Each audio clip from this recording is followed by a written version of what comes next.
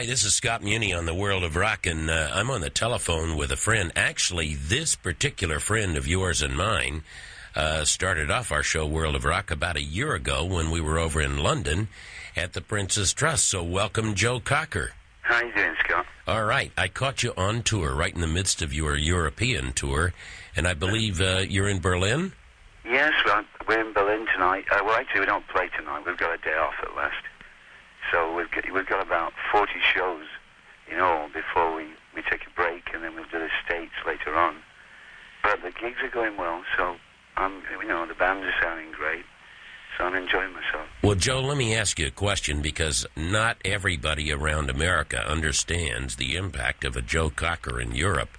But when you do get there, I mean, it is actually pandemonium. I mean, the stadiums and everything, I know what's happened there before, and that's probably... Yes, I'm going to say, like with Germany and Italy, I've been working here for a few years, and it's strangely that the kids who come along seem to be getting younger all the time. And the new record's doing really well in both of those countries. What happened last night? You were in Italy? Yes, it was funny. We were down in Napoli, and I just got a #1 single there in Italy. And we played to, I just did a drop-in on my own and sang to the single to about 50,000 kids. And to get it was just absolute pandemonium backstage, and I'd never been through that stuff for years. I felt like a beetle. They were jumping all over me. I had to sort of get out of there fast. That's great. Well, I have good news for everybody listening to the World of Rock from Joe. The new album is due out in August, and actually a single before that, When the Night Comes, is the album, right? Well, actually, the title of the album is One Night of Sin, but the single is Bryan Adams' tune, When the Night Comes, correct. How'd you get together with Bryan on that? Because he sings on the record with you, doesn't he? Well, I don't think he did any singing. He put some rhythm guitar on there. I see. But he has a special touch, He just sort of showed up at the studio one day, and I thought it was a great song. So, I was pleased. I don't think he wanted to part with it at first, but when he heard me run it down, he said okay. And I think it turned out pretty well. And that'll be the single? Yes, When the Night Comes. Well, Joe, you're our special guest and co-host here on the World of Rock. And, Joe, the album One Night of Sin is due out toward the end of August, but we'd like to make a premiere performance of the single from the album. And you've kind of given us an intro for When the Night Comes, Bryan Adams' song. So we're going to play that for everybody right now. Great. We're on the line to Europe on the World of Rock with our friend Joe Cocker, who has a new album due in August, One Night of Sin. And you just heard When the Night Comes, which is the single, which will be in advance of that album, and it's a Bryan Adams song.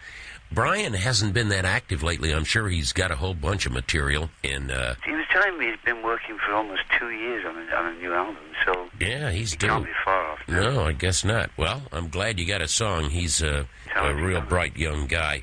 Now, One Night of Sin, which is the album title, that's somebody else's song, too. There's a little story there, isn't there? Yeah, exactly. Well, it used to be. I mean, it was Elvis Presley had a hit with One Night, but he changed the words around. So we gone back to the original source. I think it was written by Dorsey Burnett and someone else, I forget who. But, I just found this old copy, Charlie Midnight did, of the original words, and I just thought it was rather cute to give it a bash in its old format. Yeah, that's a story all by itself. Joe, you've been entertaining for a good deal of time now, and you're on tour currently in Europe. When you said you have about 40 cities to do there, about fall, then you think you'll be in America? I think we'll be in America by about beginning of September. Mm-hmm. Yeah. And is it going to be a big tour of America? Not really a big one.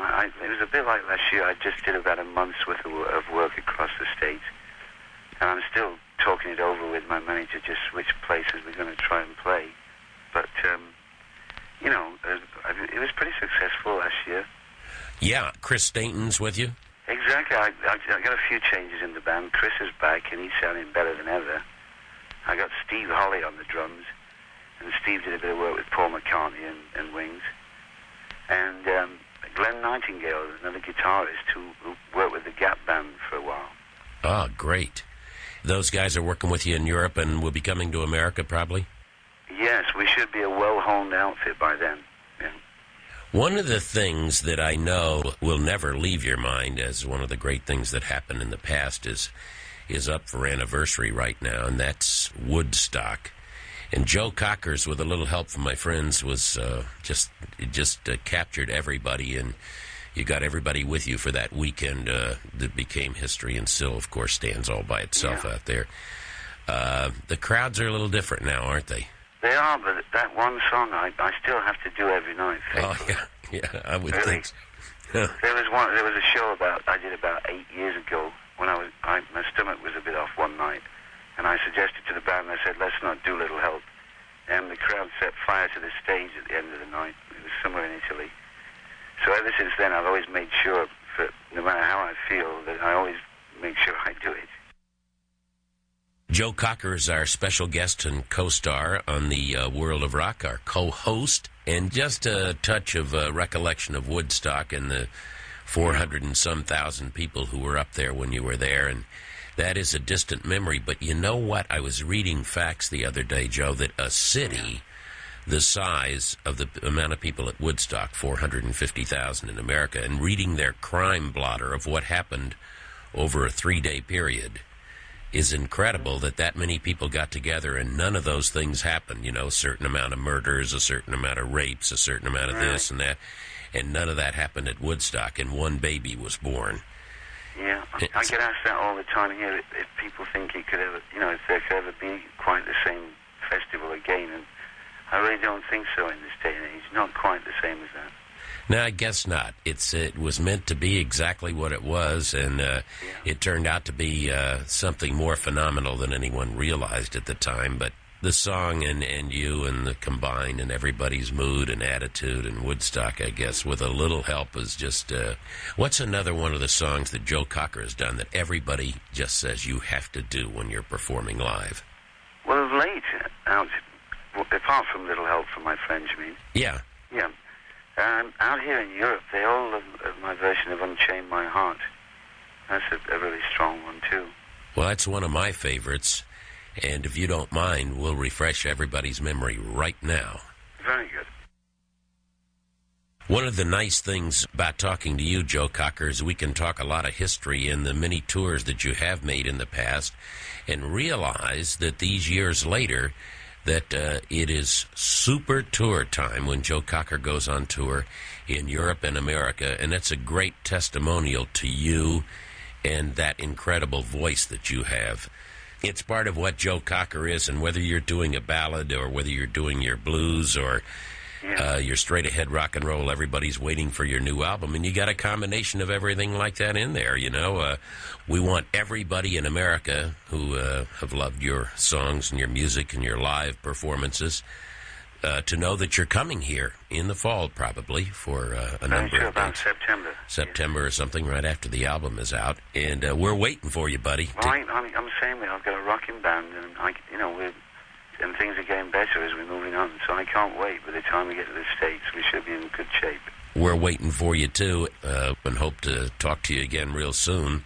That's nice of you, Scott. When you come to New York and when you come on tour for America beginning in September. And thanks for the call in the midst of your tour, and continued good luck, Joe Cocker.